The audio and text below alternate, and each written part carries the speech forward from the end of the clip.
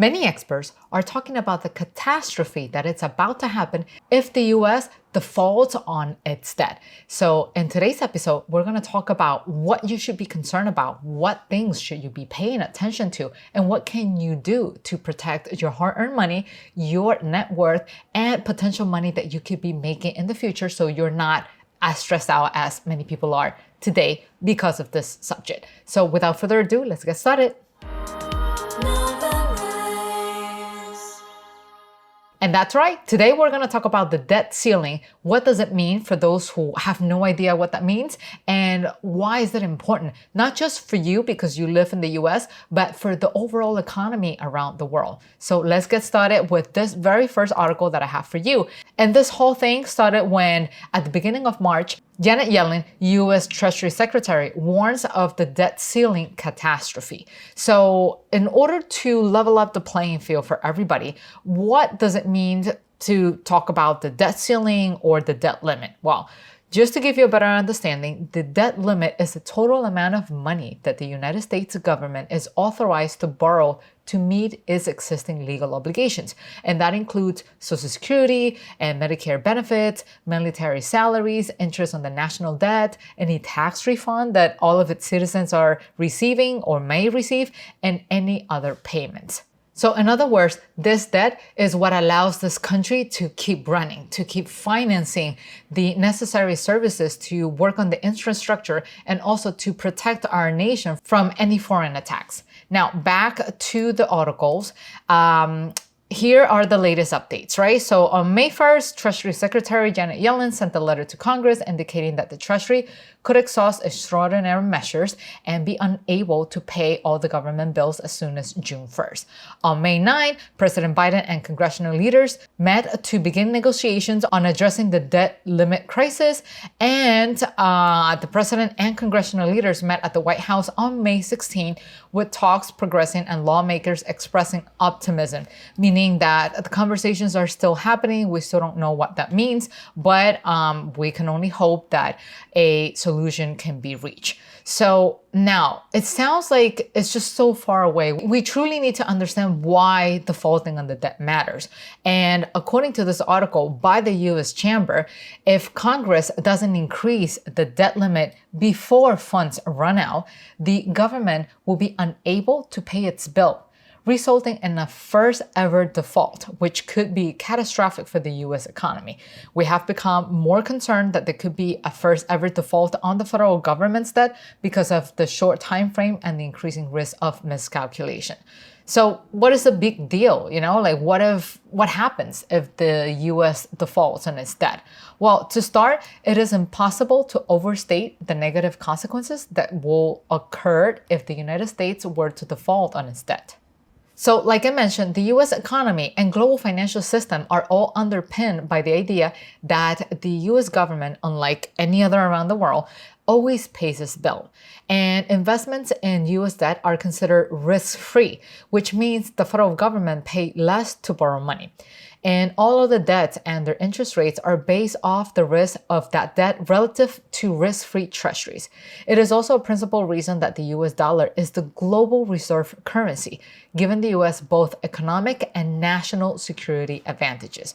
In other words, to simplify this, the US enjoys the status of being stable. I mean, independently of everything that's happening in the news, what you hear in the political parties and how everybody's attacking each other, just put that on the side. When you put the US into perspective in comparison to the rest of the world, we do enjoy some level of safety, so to speak, or risk-free peace of mind, so to speak, because our assets here in the US fluctuate a lot less in comparison with the rest of the world. So what happens? Yes, when you invest in an emerging market or any other market outside of the US, you get the chance of making more money in return. But at the same time, when you lose, you also lose big. So not only US citizens, but investors from all over the world, they seek to invest in US Treasury bonds or US assets as a way to kind of like compensate for that volatility. So if they happen to be making money over here, great. But if they happen to be losing money, at least they have more of a safety cushion, so to speak, that will guarantee them some level of return in their investment. And that's the status that the US has had for a while. And we can actually risk losing that status. This is what the article is saying. So defaulting will mean that the US government will no longer always pay its bills and treasuries will no longer be risk-free, just like I was mentioning before. And interest rates for the government and everyone else will rise as the financial system tries to sort itself out.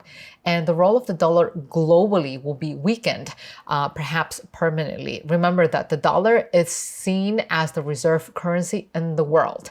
And most analysts believe that this will result in an immediate recession with a long-term negative effect. So for those who are still not sold on the idea of how important this is, or maybe you need a little bit more explaining as to why everything is intertwined, there's a video that we released about a year ago that talks more about how everything is connected. Your house, your savings, and your retirement money, all of it could be at risk because of the US national debt, especially if it's on the verge of defaulting. So for those who are looking to learn more about this, you can just simply go onto YouTube and just type in NOVARISE Invest, Houses Savings and Retirement at Risk, or just simply go down to the description box where you will find the link to this episode and you can check it out after you're done with this video, right? So then what we're going to do now is to move on to the talks that Congress is having in order to find a possible solution and explore some of these scenarios as to what could happen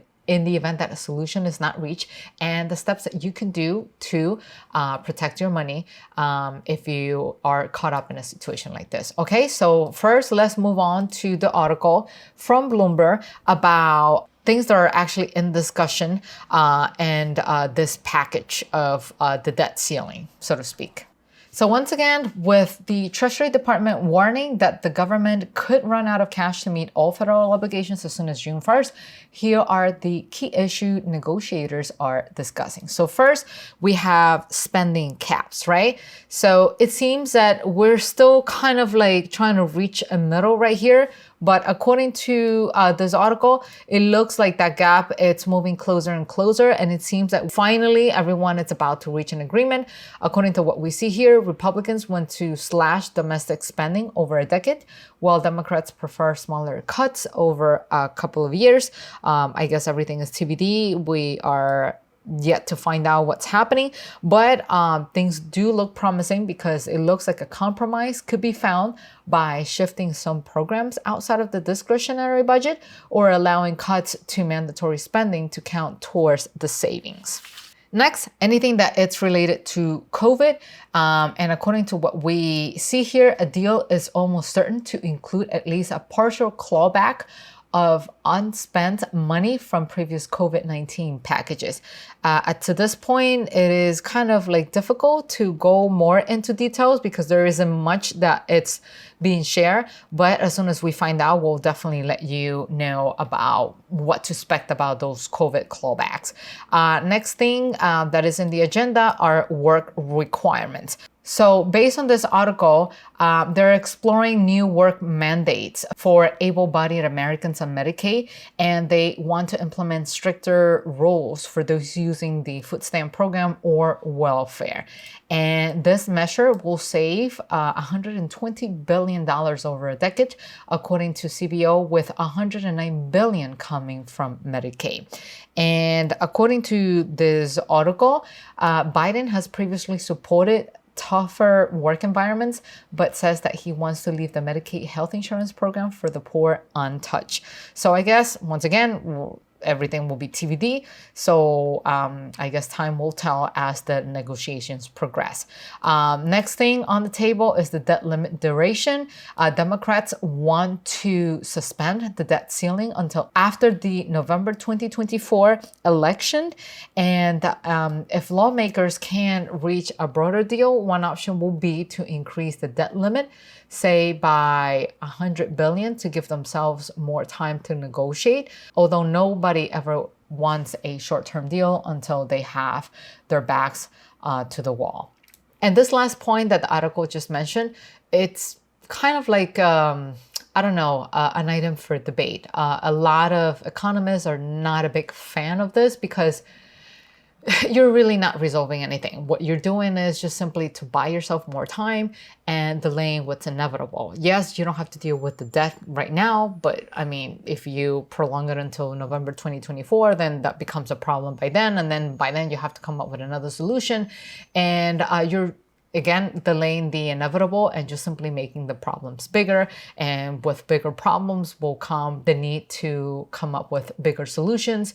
And so it is just kind of uncertain. I personally don't really have a solution for that either, although I'm more inclined to believe that a agreement could be reached to the point that we can find a temporary solution for that, which will allow us tuning into the channel come up with some kind of solution as to how we can protect our assets or our hard-earned money, which is something that we're going to discuss briefly. So now let's just get back to the article. Another topic of discussion during this negotiation is the 14th Amendment. And this might come as a surprise to many of you, but it turns out it is actually one that is very important. A group of progressive, including Democrats Tina Smith of Minnesota, Elizabeth Warren of Massachusetts, and independent Bernie Sanders of Vermont are pushing Biden to prepare to invoke the 14th Amendment to declare the debt limit unconstitutional.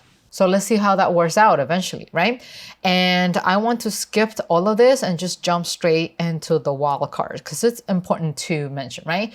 While some lawmakers have been pushing to include complex measures such as immigration reforms or prescription drug price cuts, issues like those usually get dropped as the scenarios get closer to a potential default.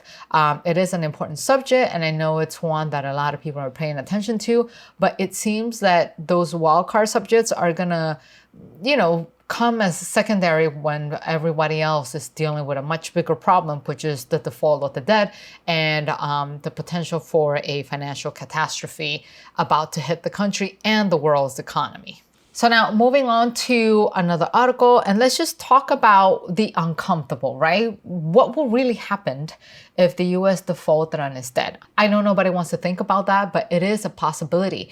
And it is important for every one of us to be on the lookout as to what could happen so we can make informed decisions, not just simply wait until things just fall out and find ourselves caught up in the middle of everything, and by then it might be too late for us to make a decision. So what can possibly happen if the US is to default on this debt? So let's just find out. So let's just scroll all the way down to here. So according to the New York Times, the US debt limit has been reached and the Treasury Department is finding ways to save cash. After it runs out of maneuvers, what once seems unfathomable could become a reality, and that's the United States defaulting on its debt.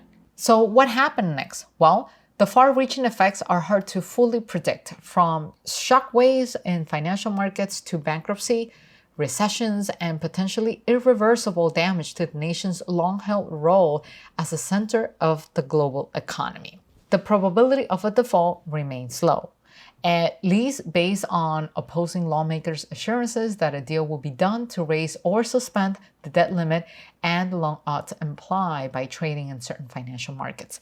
But as the day approaches when the United States begins to run out of cash to pay its bill, which could be as soon as June 1st, investors, executives, and economists around the world are gaming out what might happen immediately before, during, and after, hatching contingency plans and puzzling over largely untested rules and procedures. This is the reason why I mentioned that it is necessary to be prepared. Talk about the uncomfortable. Yes, it is very unsatisfying, very uncomfortable to explore what could happen in a situation if the debt defaults, but it is necessary to understand what could happen so we can have contingency plans in place to protect our net worth and our hard-earned money.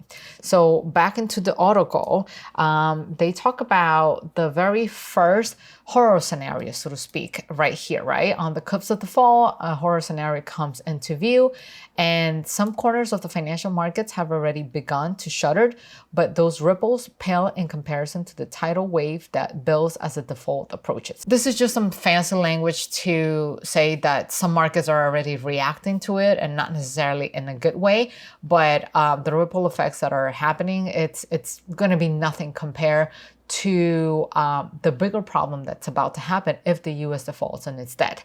The 24 trillion U.S. Treasury market, it is the primary source of financing for the government, as well as the largest debt market in the world. And the Treasury market is, in fact, the backbone of the financial system, integral to everything from mortgage rates to the dollar, and the most widely used currency in the world. Remember, dollar is viewed as the world's reserve currency. And at times, treasury debt is even treated as the equivalent of cash because of the surety of the government's creditworthiness, meaning the reputation that treasury debt always pays. So that's one thing. And then in additional to that, I want to scroll all the way down because there's another section I wanted to highlight, and is right here, right? Another impact that could happen is the nation's global financial reputation that could be permanently dismissed.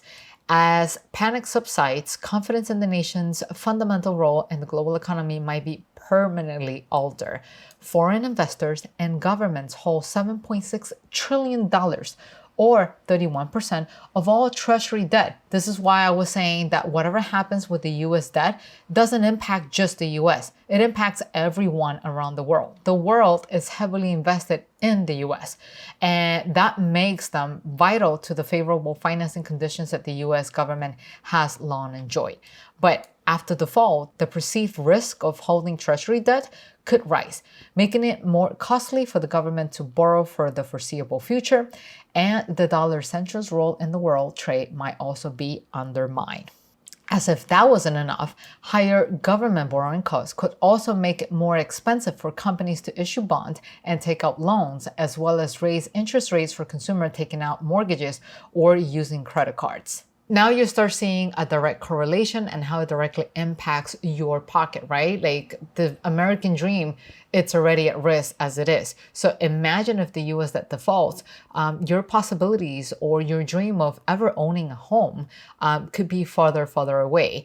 And not just that, your flexibility to get a hand on a credit card could also be diminished. Not just on the shopping side, but remember that in this channel, we talked about multiple ways to leverage credit cards to invest in real estate or to pay off your mortgage faster. So just think about the repercussions and how it can impact you, right? Now back to the article, continuing with the issues that this whole scenario can bring. Economically, according to forecasts by the White House, even a brief default will result in 500,000 lost jobs and a somewhat shallow recession. And a protracted default will push those numbers to a devastating 8 million lost jobs and a severe recession, with the economy shrinking by more than 6%. These potential costs, unknowable in total but widely thought to be enormous, are what many believe will motivate lawmakers to reach a deal on the debt limit. Every leader in the room understands the consequences if we fail to pay our bills, President Biden said in a speech on Wednesday, as negotiations between Democrats and Republicans intensified. The nation has never defaulted on its debt, and it never will, he added. Now, after going through all of these articles, you realize that there's a specific type of assets that seems to be heavily impacted in here. And those are paper assets, meaning assets that you own, assets that you can only get a hold of if you invest in that piece of paper. And what do I mean by that? Well, stocks, for example, are a great example of something that you own on paper. You don't necessarily can touch it. You don't necessarily can feel the company. Yeah, you can see a building, but like how much of that building is yours? If that building is even part of the company, sometimes they lease the company. So in reality, what you're owning is just a piece of paper. Same thing with bonds. You're just owning a piece of paper that says that you invested this much money on that. So if we think about the bigger picture, it seems that the majority of the impact, it's heavily concentrated on things that are related to paper investments. So one way to actually protect your money or your investment, if I were in your shoes, this is what I will do, right? I will shift some of that money that is heavily invested in paper assets into something that is physical. What do I mean by physical? Again, something that you can touch, feel, step on, see, right? And an example of that will be precious metals. Precious metals have been proven over time through centuries to maintain its worth. Gold and silver, it's a great example of them. I mean, if we look into all history lessons, everything that involved gold or silver was a mechanism to be financially well off, right? It allowed you to get some access to an exchange of some type of goods and services, right? And for those who are actually looking for ways or they have no idea what I mean by investing in gold, there's an episode that we released about a year ago. All you got to do is to go into YouTube and type NOVARISE Invest, where to buy gold and silver when inflation is ridiculously high. And that will be the very first video right here. Or we can actually provide you with a link down in the description to this very same video or this very same short, and you can take a look at it yourself and just learn a little bit more about that. But back to the solution. So investing in physical precious metals is one solution. And another solution, which is the heart of everything we do here in NOVARISE Invest, is putting your money or shifting your money in real estate. Yes, I know that recently I talked about perhaps getting access to a mortgage being more difficult or access to credit card being more difficult, but that's in the scenario of the US defaulting on the debt. So far, we still don't know. So if you have the opportunity or if you have the means to be able to liquidate some of those paper assets and move that money into something that is physical, take action right away. And if not, it doesn't matter, because that's why you're watching channels like this, to educate yourself. From what we see, it looks like Congress could reach a solution as to postponing this whole debt issue or finding a temporary solution to the debt issue. And that would allow us to get some more time, not only to prepare, but to also take action. You definitely don't want to wait until you're caught up in the middle of all this drama and wish you would have acted sooner, right? But remember that investing in real estate is an art. Not every property out there is worthy of investment. You cannot call every single house out in the market worthy of an investment property. You have to know how to run the numbers and how to do the calculations right to identify the right property that it's going to give you that return that you're looking for, and most importantly, the cash flow that is necessary. And for those who are interested in learning or seeking to learning, here is the link to a webinar that we prepare, and it's free of charge. All you got to do is just commit to it and sign up for it. And the link, it's right here on the screen, or you can go straight down into the description box to sign up for it. And the webinar is actually accessible for everyone of all financial levels. So you can have no knowledge whatsoever and still learn something. But if you have some level of knowledge and you're looking to expand your real estate portfolio, here is an opportunity for you as well to learn about it. So do not leave for tomorrow what you can do today, and I will be seeing you at the webinar. So make sure you sign up, and I'll be seeing you at the webinar. Take care. Bye-bye.